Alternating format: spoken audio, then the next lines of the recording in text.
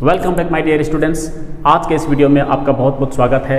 मैं आज आपका जो टॉपिक लेकर के आया हूँ, यदि आप क्लास 12 के स्टूडेंट्स हैं तो आपके लिए बहुत ही इंपॉर्टेंट होने वाला है, क्योंकि आज का जो टॉपिक है कि क्लास 12 का जो रेनबो बुक चलता है उसके प्रोज पार्ट का मैं शॉर्ट ट्रिक्स आपको याद करवाने वाला हूँ। पाठ और लेखक का नाम जो एग्जाम में 100% पूछा जाता है, इससे कम 15 से 18 मार्क्स का एग्जाम होता है। 15 से 18 मार्क्स सिक्योर करना अगर आपको है तो बने रहिए लगातार हमारे साथ इस वीडियो। आइए देखते हैं बोर्ड पर कि हमारा क्या शॉर्ट ट्रिक्स है। देखिए, सबसे पहला जो प्रोज नाम है, जो सबसे पहला चैप्टर था वो आपका था इंडियन सिविलाइजेशन एंड कल्चर। देखिए, इंडियन भारतीय कल्चर, भारतीय संस्कृति और सभ्यता, यह एक ऐसे था जिसे लिखा था महात्मा गांधी ने। भाई इसको याद कैसे करेंगे? तो महात्मा गांधी भारतीय आदमी थे जो बहुत ही सभ्य आदमी थे। महात्मा गांधी बहुत ही सभ्य आदमी थे। कौन के थे? भारत के थे। ठीक है, और इनका जन्म 1869 में हुआ था, 1948 में इसकी मृत्यु हो गई थी। याद रखेंगे।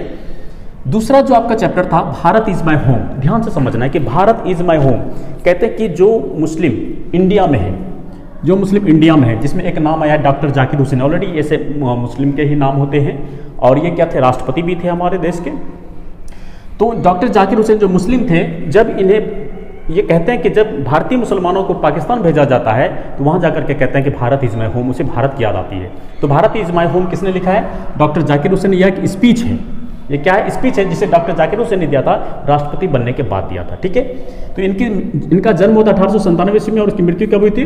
1969 ईस्वी में हुई थी। कब हुई थी? 1969 ईस्वी में। याद रखेंगे। चलिए, तीसरा जो आपका प्रोज था यानी कि चैप्टर था वो था pinch of snuff. Pinch of snuff एक छोटी सी कहानी थी। ये छोटी सी कहानी थी, इसको याद कैसे रखेंगे? देखिए, पिंच ऑफ स्नफ का मतलब होता है खैनी। क्या होता है? खैनी। पिंच ऑफ स्नफ का मतलब क्या होता है? खैनी। अक्सर आप गांव में देखते होंगे कि जो लोग गांव में रहते हैं वो अक्सर खैनी खाते हैं, ठीक है, या तंबाकू खाते हैं, ठीक है, या फिर सुरती भी इसको बोलते हैं। तो यहाँ पर इसको याद कैसे रखेंगे? इसका राइटर का नाम है मनोहर मालगांवकर। तो मालगांवकर कहता है कि गांव के लोग जो अक्सर होते हैं, तो कहता है कि गांव में जो लोग हैं, गांव में एक मनोहर नाम का आदमी है, जो स्नफ यूज करता है यानी खैनी यूज करता है। ठीक है, तो मनोहर मालगांवकर, गांव का एक मनोहर है जो स्नफ यूज करता है, खैनी यूज करता है। ठीक है, इसे याद रखना है आपको। और ये भी भारत के लोग थे और ये भी मद्रास से बिलोंग करते थे। इनका जन्म 1913 ईस्वी में, ये 1913 में हुआ था और मृत्यु 2010 में हो गई इनकी। चौथा जो आपका चैप्टर था वो था आई हैव अ ड्रीम। देखिए, जब किसी इंसान का कोई ड्रीम होगा भाई, तो ड्रीम जब होगा तो क्या बनेगा? भिखारी तो बनेगा नहीं। उनका ड्रीम रहता है किंग बनने का। क्या बनने का रहता है? किंग, यानी राजा बनने का। तो आई हैव अ ड्रीम के राइटर कौन हो गए? Martin Luther king. ठीक है, किंग जूनियर। और आई हैव अ ड्रीम क्या थे? एक स्पीच थी। क्या थी यह? एक स्पीच थे। इस स्पीच को मार्टिन लूथर किंग ने कहाँ दिया था भाई? तो अमेरिका में दिया था। इनका जन्म 1929 ईस्वी में हुआ था और इनकी मृत्यु 1968 ईस्वी में हो गई। इनकी मृत्यु कब हो गई? 1968 ईस्वी में हो गई। ठीक है, चलिए आगे ध्यान देते हैं। अगला जो चैप्टर हमारा है idea that have help man kind. जरा ध्यान से समझिएगा, इसमें लिखा क्या? Idea that have help man. कहता है कि अगर आपके पास आइडिया है तो हेल्प करो मैन का, और उस आइडिया को हेल्प करने के लिए उस आइडिया को बर्ट्रेंड मतलब बांटो, रोज बांटो। यानी कि लोगों की अगर मदद करनी है तो अपनी आइडिया को रोज बांटो।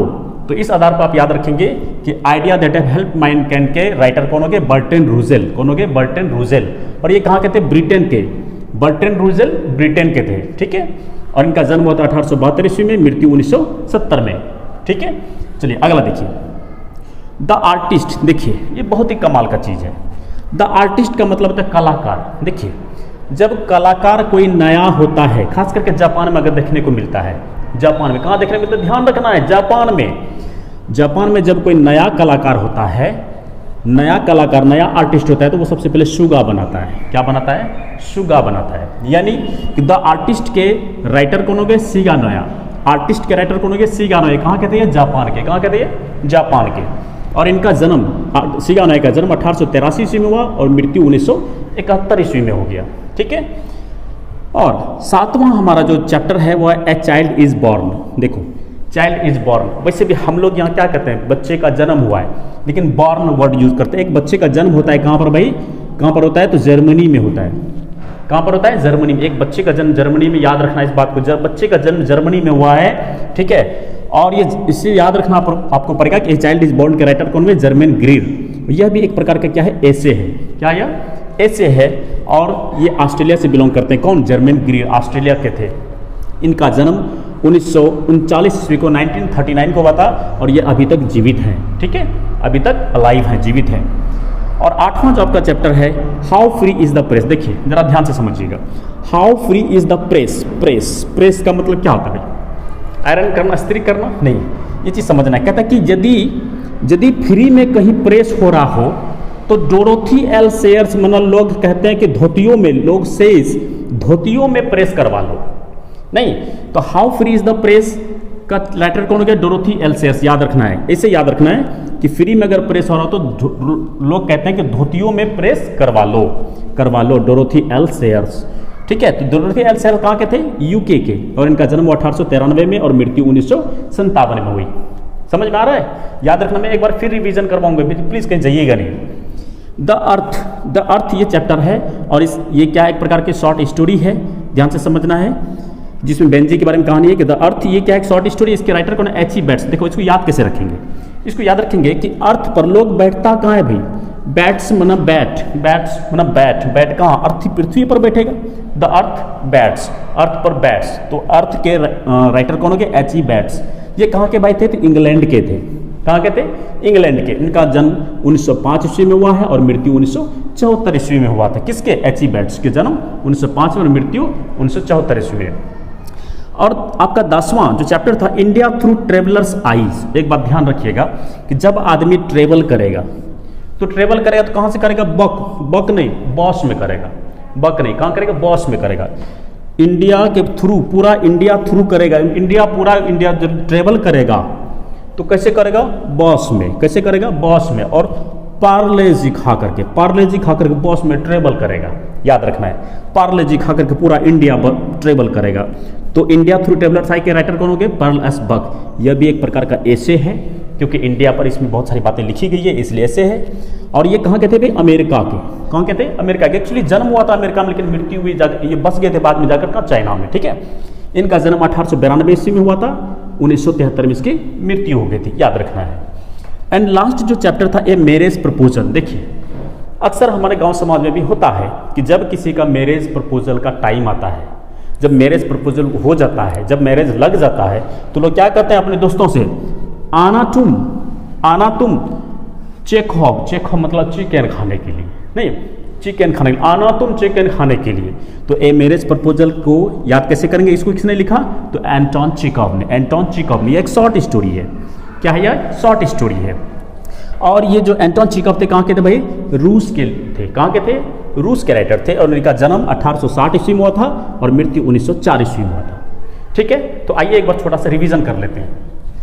तो सबसे ज़्यादा भारतीय जो सिविलाइज थे वो कौन थे भाई? महात्मा गांधी, जिसे सभी कोई जानते हैं। और भारत इज माई होम कौन बोलते हैं अक्सर जी?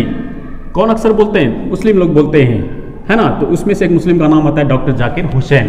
तो भारत इज माई होम, उसे पाकिस्तान भेजो तो इंडिया के बारे में याद आता है, बोलेगा भारत इज माई होम।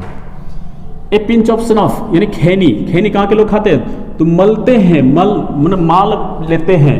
मनोहर नाम का व्यक्ति है जो गांव के हैं, वो माल के रूप में माल लेते हैं, क्या? स्नफ। ठीक है, तो इस तरह याद रखना। आई हैव अ ड्रीम, तो ड्रीम लोगों का क्या रहेगा भाई? तो किंग बनने का। ठीक है, किंग बनने का। ठीक है, और idea that have help Mankind, कहता है कि हेल्प करने का, मनुष्यों को हेल्प करने का अगर आइडिया है तो रोज बांटो, बर्टन रूसेल। आर्टिस्ट, जो आर्टिस्ट जापान में अक्सर ऐसा होता है कि जो आर्टिस्ट नया होता है वो सुगा बनाता है। क्या बनाता है भाई? सुगा बनाता है। तो द आर्टिस्ट का सीगा नया। ए चाइल्ड इज बॉर्न कहता है कि ए चाइल्ड इज बॉर्न कहाँ हुआ था भाई? जर्मनी में हुआ था, जर्मनी में जाकर के गिरा था वो। तो इसका याद रखना, a child is born Germaine Greer. How free is the press कहता है कि फ्री में अगर प्रेस हो रहा हो तो लोग कहते हैं कि धोतियों में करवा लो।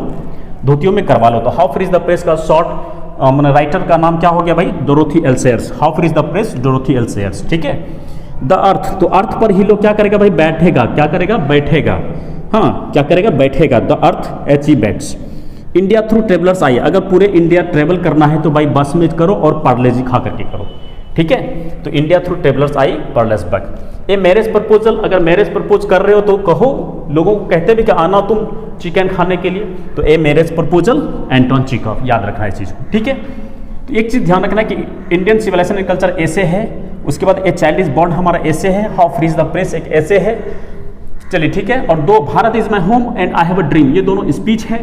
उसके बाद बाकी a pinch of snuff, the artist, the earth and a marriage proposal, ये सभी क्या है, ए शॉर्ट स्टोरी है।